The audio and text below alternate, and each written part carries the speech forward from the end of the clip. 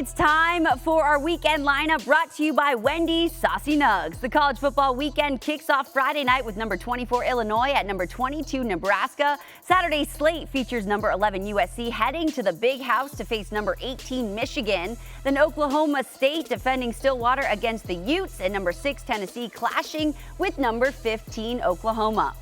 Now, the big breaking news today is that redshirt freshman Arch Manning will be making his first career start for the Longhorns this weekend. Manning, the top prospect in the class of 2023, has appeared in 4 games for Texas, but had his breakout last week in a 56-7 win over UTSA after Ewers was injured.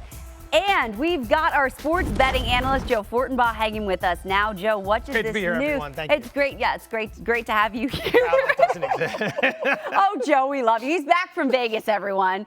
Joe, what does this news mean when it comes to the sports betting side of things? Acho's probably not going to want to hear this, but once I lay it all out, we're going to understand. We're going to make some sense of this. Arch getting the start. UL Monroe, 45-point underdog in this game, right? Mm-hmm. I would play the underdog in this game. And I say, oh, you don't like Arch. No, very much like Arch. Like Arch so much, much like Texas does. How long do you want to leave him in this game now that yours is banged up? If you're up 31 late in this game, do you want to keep him out there knowing you got the conference schedule on the horizon? They're number 1 in the country. They don't need style points. There are plenty of big games coming up. UL Monroe off their bye week. They've had 2 weeks to get ready. They're 2-0, no doormat. I take the 45 points here. I knew I could swing you. I like that. I think that's a that's a great explanation. All right. Okay. Well, okay, Sam. We'll move on to another. We won't be complimenting him today. No. We'll move on to no, Sam. We'll move to another quarterback change. How about that? Michigan making QB moves ahead of their Big Ten opener against USC, going with Alex Orji over Davis Warren, who averaged under 150 yards per game, 6 picks in just 3 games. Now, we know going into the season there would be a QB battle, and there has been a few plot twists along the way. So, Trevor, is Orji the answer to turn things around? Well, I think he's the best answer for now. Yeah. While Jack Tuttle remains injured, who I think is a guy that we may see as the season goes on, depending on whether he can get healthy. But the thing about Orji is that he is a skilled runner, but his passing is a work in progress.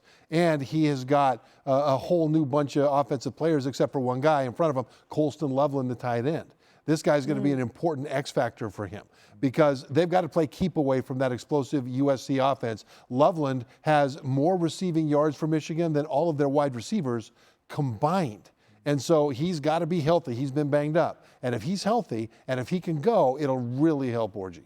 Yeah, I think the biggest thing that'll help Alex Orji is Michigan's defense. I think that's their best opportunity. They played a great you look at the game against Arkansas State last week, you say, man, they gave up 18 points. Well, there were 3 turnovers. You talk about that piece. There was lucky pass isn't the right way to say it, but a pass where it was kind of like a perfectly placed pass. I think this Michigan defense is going to try to give USC problems. Now, Miller Moss is I believe, elite level, but Alex Orji's biggest benefit, number 1, is that defense. Number 2, I think in the long run, it may not be Alex Orji's team. Maybe he does take the reins, but if not, maybe Davis Warren does what Jalen Monroe did last year, has a week on the bench, and all of a sudden you not only gain confidence, but you get a week to watch and see what we need to get better at, and then you take over the reins if Jack Tuttle doesn't get back healthy. So it's still up in the air. Will it be Orji's team? Will it go back to Warren? Will it be Tuttle? A lot is still to be determined. That's wildly optimistic right there, Sam. That's a glass half full. That's why we love Sam. Big half full. Yeah, I like it. It's amazing how much perception can change in such a short amount of time. If you go back into the summer, Michigan was a 12-point favorite in this game. They're now a 5.5-point dog. That is a 17.5-point swing.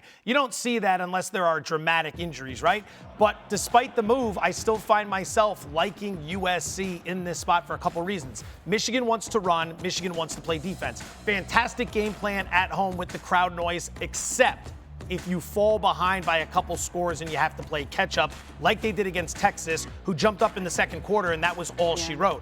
Miller Moss and USC have had 2 weeks to get ready for this game. They've shown they can go into a hostile environment, the neutral in Vegas where they won that game against LSU. They held LSU to 20 points. They can play some defense.